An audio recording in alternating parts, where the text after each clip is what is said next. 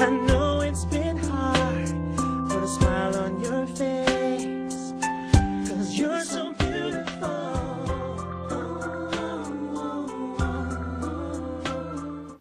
Hello, welcome to Change Lives. I'm Habiba Chevalier, producer and host. And we welcome you out there because we've got a fabulous show with in charge our sheriff, Daron Hall, to my left. Welcome, Daron. Thank you for having me. Well, it's a pleasure and an honor that you would come on the show and be with us today. Take time out of your busy schedule. Hey, that's pretty awesome, isn't it? Mm-hmm. And also for you, to my right, welcome Thomas. Hello. Thomas Hunter. Yes, ma'am. How are you today? I'm good. How are you? Well, I'm blessed, highly favored, deeply loved of the Lord. All right. And we are going to get into this show right now because we have a lot of very informative information to share with our viewing audience. Mm-hmm.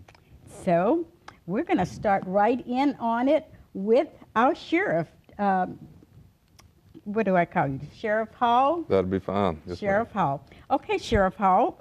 First of all, give us some information about who you are, how you got into being who you are, because that's quite an important role.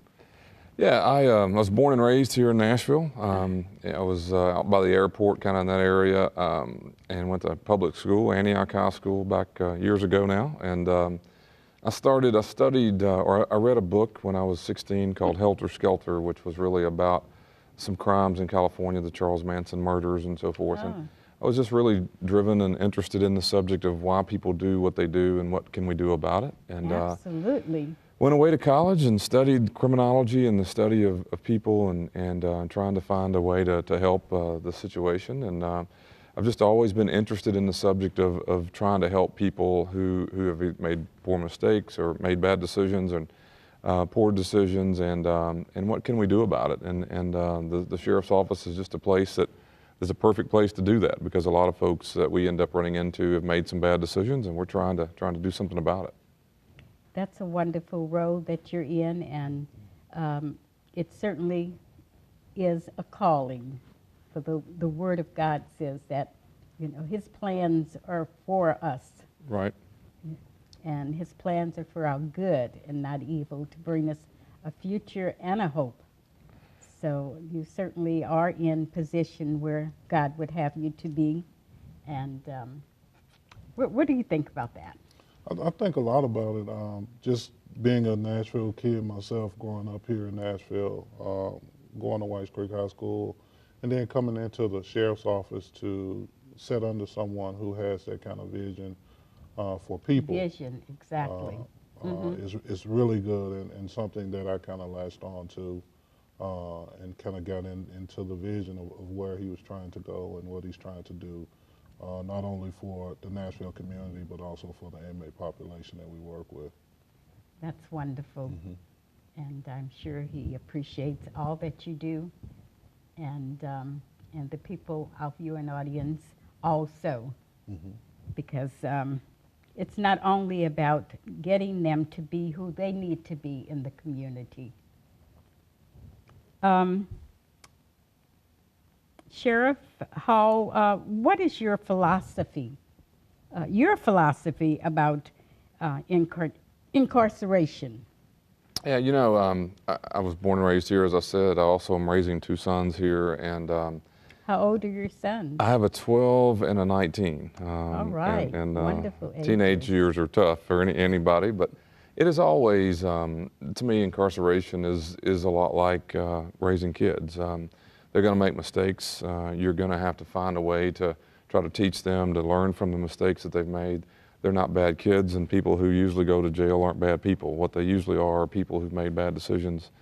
And I believe in the system, and we have to have a system that holds people accountable. But once the person has been identified, just like your child, if you're going to try to punish your child or try to improve the grades in the school, or may not have done something around the house you wanted them to do, you're not permanently trying to harm anyone. You're trying to make sure they learn their lesson so they won't do that again. And put themselves at risk or maybe put someone else at risk. And so to me, incarceration, it's a word we use around my house a lot, is time out. You know, usually you put kids in time out today. When I was a kid, they used to ground me. You know, you get grounded if you were in trouble.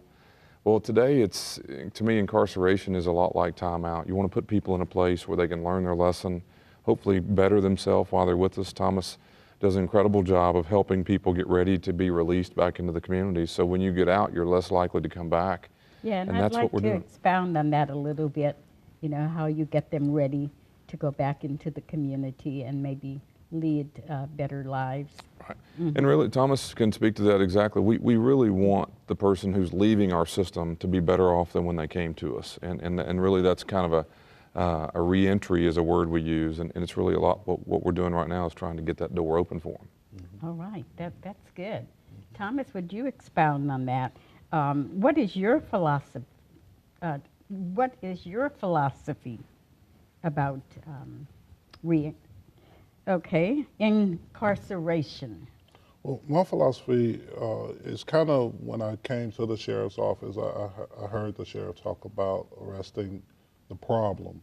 I truly believe, coming from a community where you had positive and negative things going on, ultimately you saw people who had issues, whether they were addiction issues or anger issues or whatever kind of issue, there was something going on to cause them to act that way.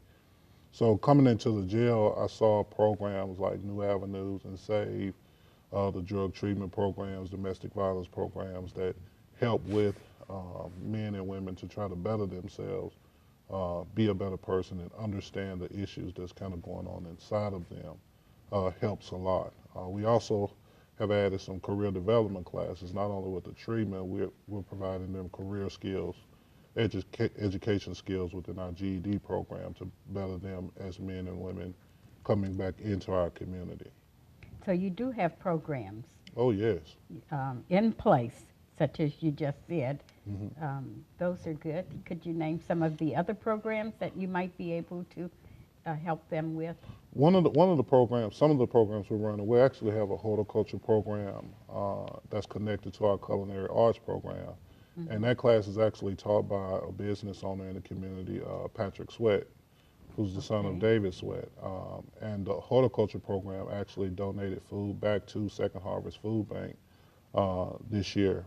Right now we're working on a project that's in the 37218 where we're going to try to feed 20 families from some of that food that's going to be grown in the garden by our inmate population. Hey, that's pretty wonderful. So you've got a lot of things in place. Do you want to add anything to that? You know, I always tell people that it's like going to the mall.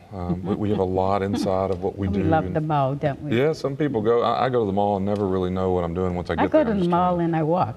All right, there you go. Well, you can get exercise with us too. We do a lot of that. But I think, you know, years ago, people thought that there was a way to fix a problem with individuals. And what I think we've grown to learn is one thing doesn't work for everyone. Someone may be missing a family member, doesn't have that family support. Some people may have a spiritual void that they're lacking in their life. Some people may need the addiction issues that we're talking about, job placement going out. And so I think the mall is all of those things. And when a person comes to the jail, or in my way, the mall, we're trying to give them all we can, and hopefully something helps connect them to the community as they're going out. In the old days, we used to think you go to one store in the mall. Now you need to just get to the mall, and we're going to try to give you all we can while we have you, and hopefully reduce the chance that you come back in the system to help you and help the community at large. Well, most people look at what you guys do as the bad guys. Right. You know, just throw them in jail, pick on them, that sort of thing. But you really do have a passion to help the people. And Yes. Right. yes, and they need to, you know, they need to be aware of that as they come into the system. Yeah, you know. So what are you guys doing to maybe get that across to them, that you are actually there to help them? Yeah, you know, from the very beginning, when you get to jail, there's a couple things that we have to do, like we need your information about your family and so forth to have in the system. But immediately, we're also trying to figure out what are your needs. It's an assessment, basically. What brought you here? That's a very good question. What are your needs? Right. What brought you here is more important to me than what you did wrong. And what brought you here is typically I'm addicted to heroin or cocaine or alcohol, and I don't have my GED, and I can't keep a job, and my family's disowned me. Well, you put all that on the table, we have a lot to do. You know, we need to work on the addictions, we need to work on your You've GED. got a lot of work to do. That's right, and trying to get that identified early so before you get out of jail, we will have some of those things in place where when you exit our facility, hopefully you finish that stuff up and you go, we're working on getting a job placement with your GED and you're off, maybe you're off of the addiction issues and you're working on that in your church or your community. And ultimately that's what we're trying to do. We assess on the front end and we release you with a better plan than you came in with. Well, I think what I'm hearing is that you are really there to help the people that come to you. They come in with a problem and they leave with a solution. Right. And, you know, people need to know that. Yeah, I mean, you know, I tell people all the time that it's 1 in 5 people in America go to jail. And that means that they're not bad people. They make bad decisions. And I've made bad decisions in my life. I'm sure everyone has. So therefore, they ended up coming through the jail system. And we have a chance to do something about it. We can either house them and let them go and do nothing about it, and then they're going to come back, or we can try to arrest the problem, addictions or mental health or all the things that we see, where they go out with a better chance to make it in the community. And everybody's better off. They're now working, they're paying taxes, they live in a community, it's a safer place to be. And the money that we're spending today to try to help them with their issues can be spent on kids who are coming up today and hopefully preventing them from coming into the system as well. Do you know what percentage of the people that you actually help that are incarcerated and leave your program and go out to make some better choices and live better lives, be better people in the community? Yeah, if you do nothing about it, if we just went back to work and didn't provide programs at all, about 70% of those people come back. 7 out of 10 people come back to jail. 70%, that's a pretty high percentage. It is very high. We reduce that by 30% if we will get you into the programming we're talking about. And there's no one that fits. What may work for you may not work for Tom, but if we can get you into our programs, we reduce the chance of you coming back by about 30%. That is a lot of people. We're sitting here today with 1,400 empty beds.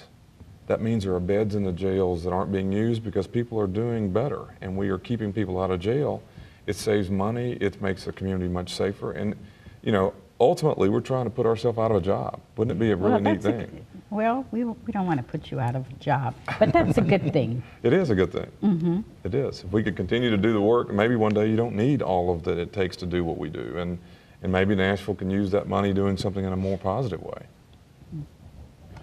Okay, do you have anything that you would like to add to what Sheriff Hall just said? I think that was pretty clear and to the point. Well, what are some of the big geek problems? I mean, the huge problems that we haven't already covered that are issues actually facing offenders in your jails? You know, there's 2 things that people wouldn't realize. One of them is that 25%, 1 in 4 people who come to jail are diagnosed mentally ill. In the 60s and 70s in the United States, we deinstitutionalized the mental health hospitals. We basically said we don't need hospitals anymore. Let's let the community themselves take care of the mentally ill. That hasn't worked at all.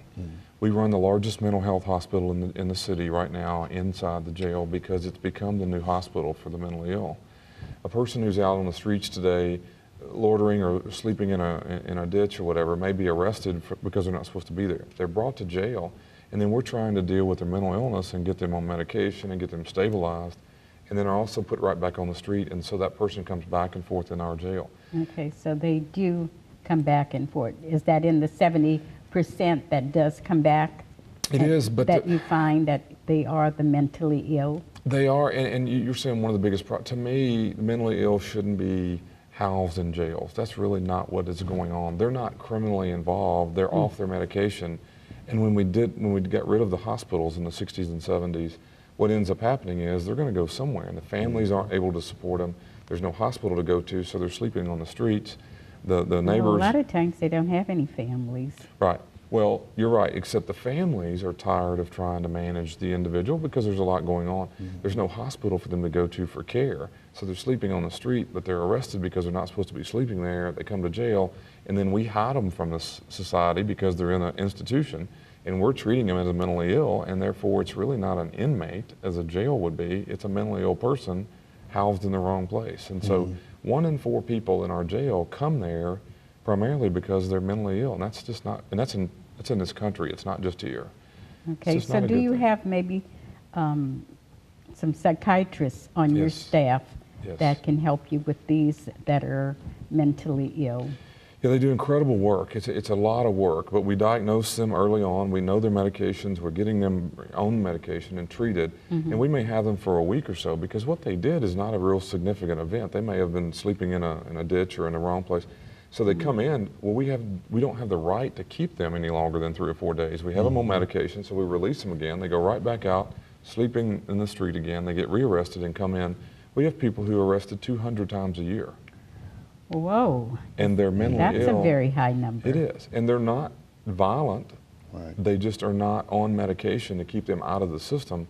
And so, unfortunately, it's hiding the problem. We house all the mentally ill that are arrested because there's no hospital for them to go to. Well, do you find that the higher type crimes that are committed, such as murder and Rape. Domestic violence, that Right. someone is just really injured seriously, are those crimes created by the mentally ill? What do you think, Thomas? Well, I think sometimes it's a dual diagnosed issue. It's a drug issue. Sometimes people with drugs, mental illness. alcohol, maybe? Right. Sometimes with people with mental illness cover up their issues with the alcohol and the drugs. So a lot of times we deal with dual diagnosed people who have mental issues, but also you're wrestling with addiction issues. So sometimes that is the case in a lot of situations. What percentage would you say were diagnosed with addictions that are incarcerated? Yeah, I'll tell you a great thing. We do self-reported. When you're arrested, we will interview you and ask you a series of questions. If you take Okay, so you do we're asking the individual, and 8 out of 10 people will tell you that they're addicted. And I always say the other 2 lie. They tell you? I mean, right, because at that point... Well, you're going to find out anyway, Right. because you're going to do what, drug testing?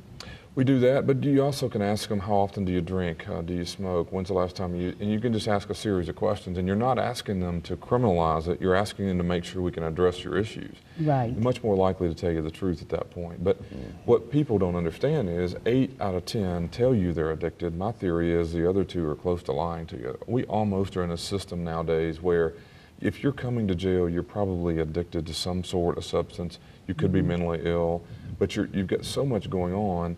And people don't understand that. They think that the crime led you to drinking and drugging. My theory is the drinking and drugging led you to the crime, and if we can arrest that part of it, we should be a much better place. Okay. What could you tell our viewing audience about those type of issues that they are faced with as they come into your system? What could you tell our Well, viewing one audience? of the things is exposure. I think a lot of times when you look at these programs that we try to implement with this population, a lot of this population has never been exposed to treatment or what any kind of facet of treatment or what it is. So for a lot of the men and women that come in our jails, for the first time when their heads are clear, they're introduced to what the treatment world is about and what they can do to better themselves by implementing them with tools and things that they can use once they get out. And then exposing them to the agencies, which actually comes into the jail and starts the relationship even before they're released to help them further their treatment program once they get out. So your partnership then with a lot of agencies to help put your programs in place. Yeah, one of the things we've done wrong historically, years and years ago, is that we used to deal with addictions and so forth in the jail, open the door up and say, now good luck to you, and hopefully you'd make it. We've realized years ago that the community is the key component to this thing. They have to help us. And so when I get out of jail, I need to know a church I can go to, maybe an AA meeting I can go to. That's a good point, because that was my next question. How do you get the church involved? Yeah, we have, over 100 plus clergy volunteers who come in and provide services, actual church services, but also individual counseling. They can sit down and talk with its people who are in their church, or maybe just someone they're trying to actively reach out to. We have virtually every denomination in the world inside our jails provided. We surely don't Well, discriminate that's against any. totally awesome. Yeah, it's every denomination. We don't say no. Our schedule may limit us on when you can be in, but we do all sorts of denominations. We have all sorts of clergy volunteers, and our ask is that we need people to come in and help the individual while they're in jail, because once they get out, if they have no church to go to or a relationship built, it's very unlikely they're going to start it. If you started in jail, you're very likely to continue it, and so we're trying to build that while you're with us. All right. What would you like to add to that, Thomas? I think the exposure piece, again, not only exposing the inmate to positive things that they can do, but it also exposes the community person to understanding exactly where this individual is coming from, and then involving them in that process of building this person back up.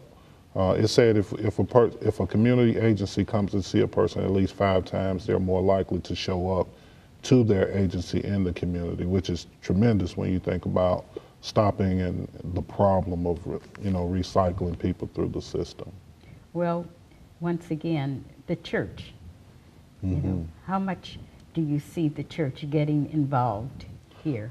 Well, I think one of the programs that we run at the Davis County Sheriff's Office is the 2 program. But there are many programs that churches run.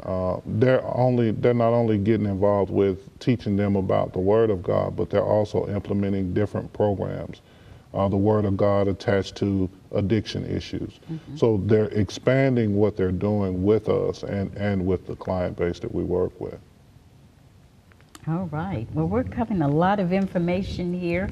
So if there is anything that we haven't covered, just feel free to just give us more information in that area.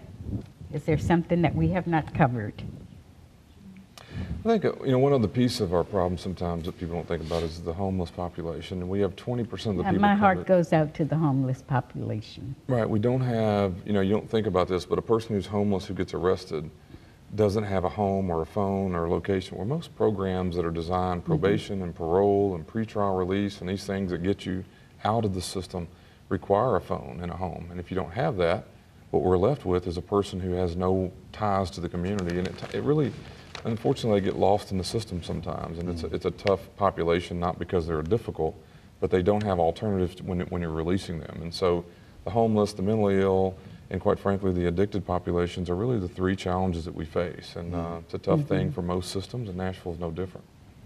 Well, like I said, my heart goes out to the homeless, especially with the winter that we've had. Yes. They probably think a safe place to go is to you guys, because at least they can be out of the cold and receive some kind of comfort, even though, it's not positive. Because they're creating crime to get there. But then, of course, I look at it as being maybe not only being homeless, but having a mental problem. Right. And would you comment on that? Well, one of the programs, and it just kind of popped in my mind, we work with Metro Animal Control.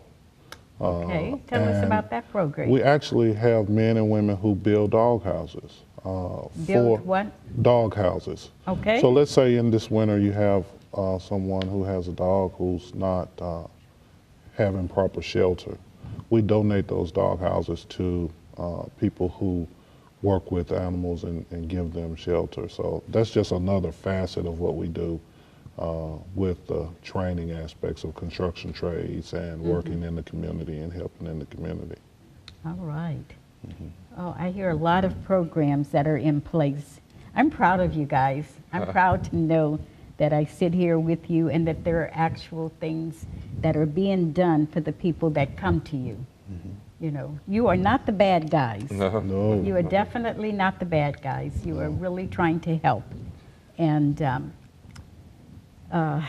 it's totally awesome, because there's so many hurting people out there. Right. For whatever reason, they commit the crimes that they commit, and they get into they get to you. You are really there to help them. Yeah, the only difference between Thomas and I and the people who we work with is just a lot of luck. I mean, timing. I made decisions that could have led me down the wrong path And I'm sure Thomas did as well. We grew up in this community, and when I look at someone who's in jail, I see me. I mean, it's not, there's no difference. Could have been me. Right, right. And the reality Sort of is that Yes. attitude, you know, and right. all to the glory of God. You're no better than anyone else. You just want to help those folks who've made bad Right. decisions, and we believe that's our calling to do that. Yes, that is somewhat of a ministry. Right. Exactly. Don't you think so, Thomas? I wouldn't be in it if it wasn't. All right. Praise the Lord. Yeah. Preached on Sunday, by the way. Yeah. You did? Yes, ma'am. And I missed that. Gee, I'll have to make the next one. You'll have to let me know when that is, Thomas. I will. And I I will will. be there. Now, are you a pastor also? No, ma'am. No, ma'am. I have my hands full with everything else. With raising everything kids. else you do, huh? I haven't found time to do that yet, but maybe someday. Well, I am an ordained minister as good for well. you. And Good for you. my ministry is the convalescent ministry, where I organize and coordinate people to go into the facilities, the nursing homes, wherever the Lord opens the doors, Good. and provide room-to-room visitation as well as Bible study. And not only do I coordinate it, I go myself. Oh, that's great. So it's pretty awesome to, great. you know, to know that that I want to be used, just like you guys, great. you know, right. Great. Okay, well, let's move on because our time is getting away from us. This is so interesting, having you on the show. It's absolutely wonderful. So tell us then, what role does our community play in finding a solution? And we may have covered that to some extent, but Thomas, let's start with you. Well, I think the community plays a role just in understanding it and being willing to come to see what we're doing and join in with us kind of on this journey to help us, you know, develop these men and women in a better way, coming to where they are and understanding that it is a process that everyone needs to be involved in. Because at the end of the day, they're going to come back to our community, which is our community where everyone's involved in that process. All right. Well, Sheriff Hall, tell us your view on what you feel. Tell our viewing audience how you feel that our community can play a part in that. And yeah, you know, the jail is a microcosm of this community. It's really just made up of exactly who lives here and how we live here. And I think we need to remember that, whether it's churches or employers. I mean, we need your help because these men and women, 99% of them are coming home. They're going to go back. And when they go back, we need into them to the be, community. Right. We need them to have an option, the door open at the church, at a place to work, hopefully Yes. at school, and a place where they can get their life back on track. So And- that they can live healthy lives. Right, right. We can't do it by ourselves, and the individual can't We do it by all themselves. need each other. Right, Exactly. right. So we need the community to We meet us need at the a door. support system. Right, And you're providing the support system when they're incarcerated. right. And they need that support system when they get back into the community. That's right. Door Okay. opens. There we go. We need some help Right. as we go from yeah, here. So. praise the Lord. That sounds good. Great. Okay, well, our time is just about gone. It goes so fast, and this is so interesting.